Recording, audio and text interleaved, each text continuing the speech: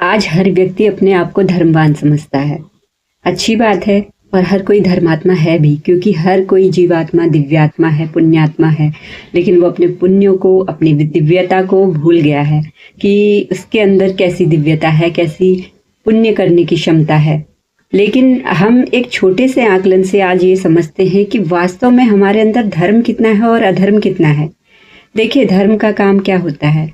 धर्म का काम होता है कि यदि कोई पापी से पापी मनुष्य भी है तो उसे भी पुण्य की ओर, धर्म की ओर, ईश्वर की ओर अग्रसर करना, उसके अंदर भी ईश्वर का जागरण कर देना, उसकी सोई हुई चेतना को जगा देना और उसके अंदर भी सत्य का जागरण कर देना। ये काम किसके होते हैं? धर्म के। धर्म का ही काम है कि यदि कोई मनुष्य गलत रास्ते पर है तो उसे सही रास्ता दिखा देना, उसको सही गलत की पहचान करा देना और किसी गलत व्यक्ति को भी उसके जो गलत आचरण है उसे सदाचरण में परिवर्तित कर देना। ये धर्म का काम है। और ये हम हमारे अंदर भी अच्छे से देख सकते हैं कि हमारे आचरण कैसे हैं, गलत हैं या सही हैं। यदि हम किसी से ईर्ष्या द्वेष कर रहे हैं, किसी सही मनुष्य को भी सही ना साबित हो जाए, कोई भी व्यक्ति जो अपने सही मार्ग पर चल रहा है, यदि उसे सही मार्ग पर चलते हुए देखकर आपको कोई समस्या होती है और आप उसको उसके सही होने के बावजूद उसे हमेशा गलत ठहराने की हर संभव प्रयास कर रहे हैं, तो इसका मतलब क्या है? जब धर्म हमेशा गलत से गलत व्यक्ति को भी सही राह पर लाने की कोशिश करता है और यदि आप इसके ठीक विपरीत काम कर रहे हैं कि सही व्यक्ति को अपनी बातों को सही साबित करने के लिए कि हमने उसके प्रति जो धारणा रखी है या जो कुछ भी कहा है या जो कुछ भी अफवाहें फैलाई हैं वो सही हैं, बल्कि वो सही व्यक्ति सही नहीं है, तो आपसे बड़ा अधर्मी और कौन है? जरा आकलन कीजिए इस बात का। और यदि वास्तव में धर्म से जुड़ना चाहते हैं, वास्तव में उस ईश्वर से जुड़ना चाहते हैं, तो उस ईश्वर के दिखाए हुए रास्ते पर चलना आरंभ करें। सबसे पहले स्व की गलतियां स्वीकारें, स्व की गलतियों को सुधारें और इस पर आगे बढ़ें, बजाय इसके कि हम दूसरों की सफलताओं को ध्यान में रखें, बजाय इसके कि हम दूसरे की हर एक सक्सेस को नज़र लगाएं, बजाय इसके कि हम दूसरों को गलत ठहराएं। भले वो व्यक्ति गलत ही क्यों ना हो, लेकिन हमें क्या, हम उस गलत को भी गलत कहने के पीछे या साबित करने के पीछे क्यों पड़े हैं? हम स्व को क्यों नहीं देख रहे? हमारा जो इतना लंबा समय, इतना कीमती समय जो हम दूसरों को देखने में, दूसरों के ऊपर उंगली करने में यूं ही गवा देते हैं, हम क्यों नहीं अपने ऊपर ये समय लगाते हैं, अपने ऊपर ये सारे काम करते हैं, अपने ऊपर, अपनी आत्मा पर इन सब चीज़ों का भार क्यों जोड़ते जा रहे हैं? जिस दिन भी हम अपने ऊपर काम करना शुरू कर देंगे, अपने ईश्वर से जुड़ना शुरू कर देंगे, उस ईश्वर पर भले ही हमें विश्वास न हो, पर फिर भी यदि हम बिना विश्वास के भी अपने आचरण पर काम करना शुरू कर देंगे और अपने सक्सेस के बारे में, केवल अपने और अपनी सफलता के बारे में, केवल अपने आचरण के बारे में, केवल अपने भावों के बारे में सजग हो जाएं और उस पर काम करना शुरू कर दें, तो भी हमारा जीवन संवर जाएगा, सफल हो जाएगा। तो आज की ये वीडियो उन लोगों के लिए है जो इस तरीके की प्रवृत्ति अपने अंदर रखते हैं कि यदि कोई उनका जान पहचान का व्यक्ति, उनका अड़ोसी पड़ोसी, उनका रिश्तेदार या कोई भी ऐसा व्यक्ति जिसको देखकर उनके अंदर कोई ईर्ष्या, द्वेष, जलन की भावना आने लग जाती है और वो अनायास ही बिना किसी कारण के भी उसकी निंदा करने लग जाते हैं, उसकी बुराइयां समाज में फैलाने लग जाते हैं, जिसके बारे में कोई सत्य बातें भी नहीं होती हैं, ऐसे असत्य कथनों को वो समाज में फैला देते हैं उस व्यक्ति के बारे में, सिर्फ इसलिए ताकि इसका कोई सामाजिक वर्चस्व ना बढ़े, इसकी सामाजिक छवि धूमिल हो जाए। तो ऐसी मानसिकता एक धर्मवान व्यक्ति कैसे रख सकता है? यदि आपके आसपास भी ऐसे लोग हैं जिनकी बातें सुनकर आपको ऐसा लगता है कि इनकी बातों को सुनकर हमें नहीं लगता कि ये सत्य है, या फिर ऐसी बातें सुननी ही क्यों हो रही हैं किसी की, चाहे वो सत्य ही क्यों ना हो, हम किसी की निंदा चुगली में इतना आनंद लेते ही क्यों हैं? क्योंकि इससे हमारा भी तो समय जा रहा है, हमारे भी तो जो कान ये शब्द सुन रहे हैं, वो जितना कीमती समय आप कुछ अच्छा चीज़ों को सुनने में, समझने में, देखने में, सीखने में लगाते, वो समय तो आप इन्हीं गपशप बोल दो, दुनिया भर की चुगली बोल दो, दुनिया भर की निंदा बोल दो, इन बातों में गवा देते हैं। आपका समय बहुत कीमती है, बहुत ज़्यादा। आप नहीं समझते, इसकी वैल्यू कीजिए। आज टेक्नोलॉजी का ज़माना है। आप रील्स वगैरह भी जो देखते हैं, जो यूट्यूब वगैरह पे सर्च मारते हैं, जो भी टेक्नोलॉजी इंटरनेट का इस्तेमाल करते हैं, उसमें भी सचेत रहिए कि आपका समय कैसे गुजर रहा है। आप हर एक चीज़ को यूटिलाइज कीजिए, ये देखिए कि आपको उससे सीखने को क्या मिला। तो अपने जीवन में ऐसी ही चीज़ें देखिए, सुनिए, ऐसे ही लोगों की संगत रखिए जिससे आपके जीवन में कुछ सकारात्मक बदलाव आए।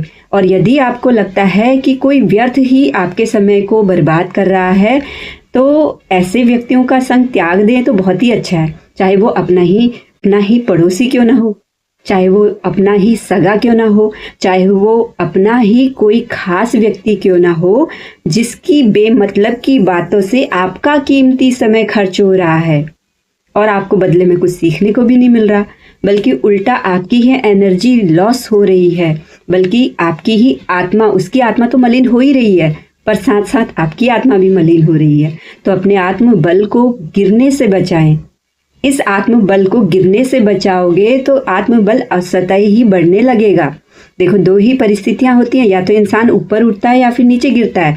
यदि आप अपने जीवन में ऊपर को उठने का प्रयास नहीं कर रहे हैं, इसका मतलब है आपका गिरना निश्चित है।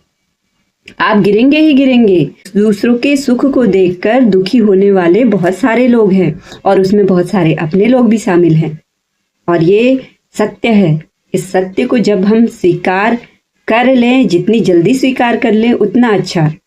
और सबसे इम्पोर्टेंट चीज़ है कि हमारे जीवन में यदि हम सकारात्मक राह पर चल रहे हैं और उसमें कोई आगे आकर बाधक बन रहा है, चाहे वो कोई भी हो, कोई भी, अपना कितना ही प्यारा सगा व्यक्ति क्यों ना हो, क्योंकि इस संसार में हर मनुष्य विकारों का पुतला ही है।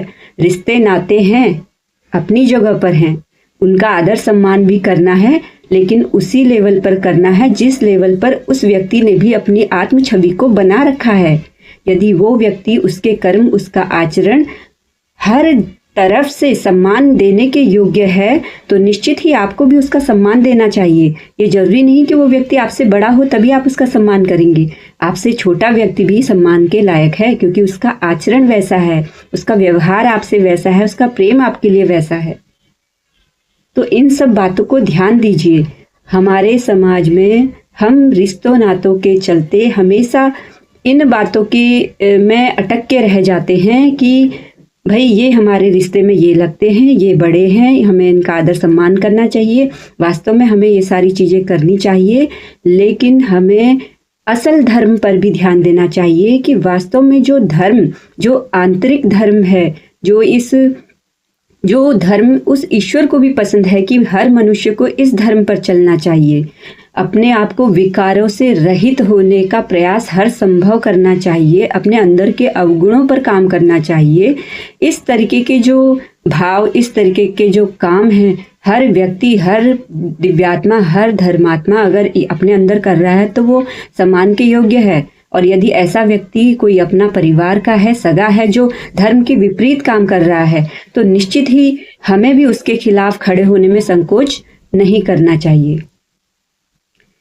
और आज तो मैं ये सारी चीज़ें बोल रही हूँ, इतनी हिम्मत मुझे उस आदिशक्ति ने ही दी है, लेकिन कहीं ना कहीं मैं भी अपने ही कुछ ऐसे बहुत सारे रिलेशंस हैं जिनमें अटकी रह जाती थी कि मुझे आगे बढ़ना चाहिए या पीछे हट जाना चाहिए, या क्या करना चाहिए, सही क्या है, गलत क्या है। इस दुविधा में ही मेरा वो समय निकलता जाता था, चिंताएं बढ़ती जाती थी और समस्या का हल बिल्कुल नहीं निकलता था। लेकिन जो उसका रिजल्ट आता था वो कहीं ना कहीं मेरे ही शारीरिक, मानसिक और आर्थिक रूप से मुझे ही नुकसान पहुंचाता था। और इतना शारीरिक, मानसिक और आर्थिक नुकसान उठाने के बाद फिर रिजल्ट क्या आता है क्योंकि सबसे ज़्यादा जो प्रॉब्लम आती है वो हमारी मेंटल हेल्थ पर आती है। यदि आप मानसिक रूप से बिल्कुल भी स्वस्थ नहीं हैं तो कहीं ना कहीं वो सारी चीज़ें एक न एक दिन आपके शारीरिक लेवल पर बीमारी के रूप में निकल कर आएंगी ही आएंगी। और जिस लेवल का आपका मेंटल स्ट्रेस होगा उसी लेवल की आपकी समस्याएं भी होंगी, आपकी शारीरिक बाधाएं भी बढ़ती जाएंगी। और जब मन और शरीर दोनों ही स्वस्थ नहीं है तो एक स्वस्थ शरीर में ही स्वस्थ मन का, मस्तिष्क का वास होता है कहते हैं। तो स्वस्थ शरीर में ही स्वस्थ मस्तिष्क, और जब ये दोनों ही स्वस्थ होते हैं तो इसी में एक स्वस्थ आत्मा भी जीवित होती है। और कहीं ना कहीं हम बिल्कुल मेंटल रूप से अस्वस्थ हैं तो शारीरिक रूप से भी अस्वस्थ होना हमारा स्वाभाविक है। तो हमारी आत्मा की स्वस्थता, तो आप ये जान लें कि हमारी आत्मा तो जीवित है ही नहीं, क्योंकि उसमें जीवंतता तो तभी आएगी जब हम मन से अपने आप को खुश महसूस करेंगे। तो ज़्यादा लंबी वीडियो मैं नहीं बनाती हूँ, समझदारों को इशारा काफ़ी है। अगर कुछ शब्दों में ही आपको अच्छे से बातें समझ में आती हैं तो ध्यान से इन बातों को सुनिए, इन पर अमल कीजिए, अपने अंदर वो शक्ति का संचार कीजिए, अपने अंदर वो बातों को समझने की सामर्थ्य लेकर आइए कि आप जो कर रहे हैं वो सही है या गलत है। और 100% उस बात पर पूरा विचार विमर्श करके अपनी आत्मा को, अपने मन को, अपने हर प्रयास को आकलन करके जब आप बिल्कुल 100% उस चीज़ के प्रति एकदम विश्वास से परिपूर्ण हो जाएंगे, तभी उस काम को, किसी भी काम को, जो लक्ष्य आपने बनाया है उसकी ओर आगे बढ़ने का प्रयास करें। मेरे ऐसे ही वीडियोस आते रहेंगे। आप मेरे चैनल यूट्यूब चैनल कल्पना अधिकारी को सब्सक्राइब करके रखिए, बेल आइकन को दबाना मत भूलना। मेरी आने वाली हर वीडियो का नोटिफिकेशन आपको तभी मिल पाएगा। तब तक के लिए धन्यवाद। हर हर महादेव।